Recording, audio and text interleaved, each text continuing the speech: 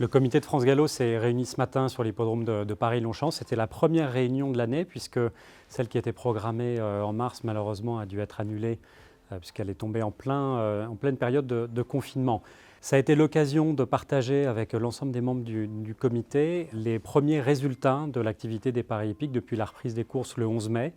Et on constate après 6 semaines d'activité que la reprise est meilleure qu'on pouvait l'anticiper, avec une ouverture plus rapide des points de vente qu'on avait pu l'escompter et surtout un retour plus fort des parieurs eux-mêmes. Si bien que cette dernière semaine, la semaine du 15 au 21 juin, on a pu observer une progression des enjeux même par rapport à l'année dernière, avec une croissance présente dans le réseau de points de vente physiques, mais également une très bonne tenue des enjeux réalisés online. Et cette dynamique sur le online s'est poursuivie, même si les parieurs ont progressivement repris le chemin des points de vente. Donc ça, c'est une nouvelle tout à fait encourageante pour les semaines et les mois qui viennent. Alors évidemment, il faut mettre tous ces bons résultats en perspective des circonstances présentes, et notamment l'absence de grands sports et donc une offre de paris sportifs qui est un peu à l'arrêt. Mais voilà, prenons déjà ces 6 premières semaines comme un vrai motif d'encouragement et d'espoir pour les semaines et les mois qui viennent.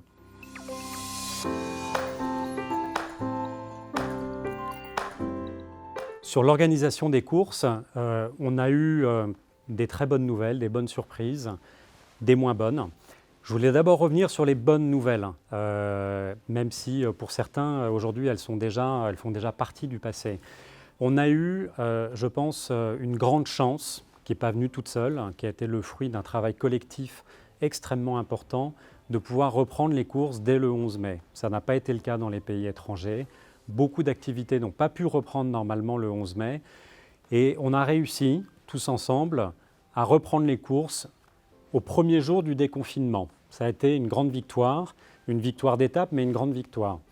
Aujourd'hui, on espérait tous pouvoir de nouveau accueillir du public sur nos hippodromes.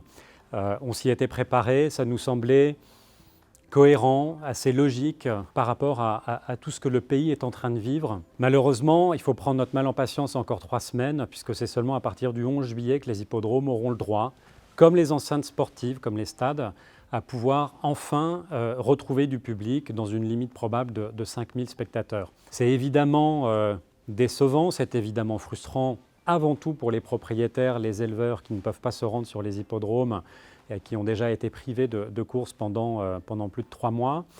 C'est encore un dernier effort qui leur est demandé. On ne désespère pas d'obtenir un assouplissement de cette mesure dans les 3 semaines qui viennent pour les propriétaires qui auront un partant ce jour-là.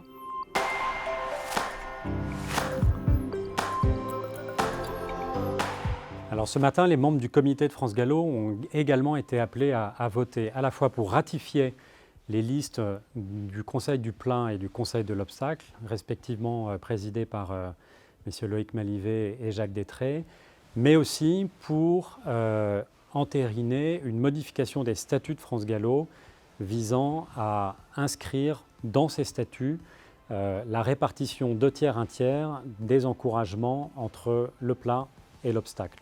Les 2 listes du Conseil du plein et du Conseil de l'obstacle proposées par leur président ont été largement ratifiées, et donc ces conseils vont enfin pouvoir se réunir afin de jouer leur rôle, et leur rôle c'est d'émettre des idées, de débattre sur les sujets de calendrier, sur les sujets de programme, et plus largement de politique d'encouragement. Sur la question du 2 tiers, 1 tiers, le vote a recueilli une majorité relative, mais c'est une majorité des 2 tiers qu'il fallait obtenir pour que cette modification des statuts soit entérinée.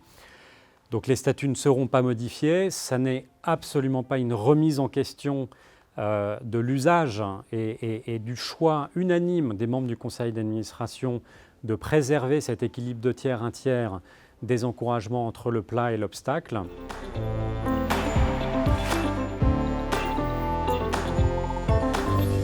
À l'issue du comité de France Gallo, un conseil d'administration s'est également tenu sur l'hippodrome de Paris-Longchamp. Le principal sujet inscrit à l'ordre du jour était la présentation des orientations de programme pour le second semestre en plat et en obstacle. Alors, on vit une année complètement atypique avec la crise du Covid, avec un programme qui a été maintes fois remanié, et je pense qu'il faut saluer l'implication de toutes les équipes qui ont été fortement sollicitées pendant la période de confinement et après ce confinement pour réaménager en permanence et sans grande visibilité ce programme.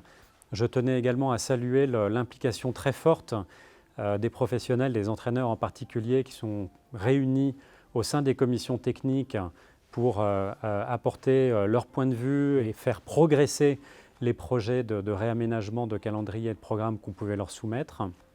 Les choses reprennent maintenant un cours normal. Le calendrier du second semestre doit ressembler peu ou prou à celui de l'an dernier, à quelques aménagements près. Le plus important d'entre eux, c'est l'organisation d'un grand week-end de l'obstacle, les 17 et 18 octobre, avec en point d'orgue le Grand Steeplechase de Paris, qui se courra bien à Auteuil le 18 octobre, et le même jour la grande course de haie d'Auteuil. Et le prix La Haye-Jousselin viendra prendre la place du prix Georges Courtois et donc se disputera fin novembre, soit un peu plus d'un mois après le Grand Steeple. En plat, le principal changement, c'est la tenue du Grand Prix de Paris le jour des préparatoires au Qatar Prix de l'Arc de Triomphe, donc le 13 septembre, qui sera à la fois un objectif en soi, mais également une préparatoire pour le Qatar Prix de l'Arc de Triomphe qui se disputera 3 semaines plus tard. Donc la conséquence de ce changement de calendrier, c'est que cette année, le Grand Prix de Paris viendra prendre la place du Prix Niel le jour des préparatoires au Qatar Prix de l'Arc de Triomphe.